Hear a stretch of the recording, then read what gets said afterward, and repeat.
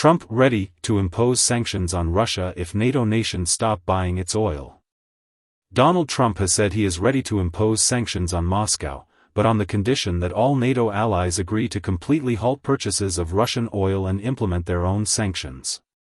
He also suggested members of the Transatlantic Alliance consider imposing tariffs of 50% to 100% on China for its purchases of Russian petroleum as a way to help end the war. In a post on his Truth Social site on Saturday, the U.S. president wrote, "I am ready to do major sanctions on Russia when all NATO nations have agreed, and started, to do the same thing, and when all NATO nations stop buying oil from Russia." Trump also said the alliance's commitment to winning the war has been far less than 100%, and branded the purchase of Russian oil by some NATO members as shocking. If NATO does as I say, the war will end quickly, and all of those lives will be saved. If not, you are just wasting my time, and the time, energy, and money of the United States, he continued.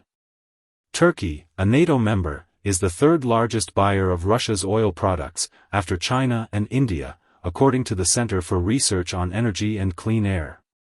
Other NATO members who purchase Russian oil include Hungary and Slovakia. Trump has repeatedly threatened Russia with additional sanctions, but so far he has failed to follow through. Trump also presented the prospect of NATO imposing tariffs on China, which has deepened ties with Moscow, following a high-profile summit between Xi Jinping and Vladimir Putin recently in Beijing. "I believe that NATO sanctions on Russia, plus NATO, as a group, placing 50% to 100% tariffs on China, to be fully withdrawn after the war with Russia and Ukraine is ended, will also be of great help in ending this deadly, but ridiculous war," Trump said.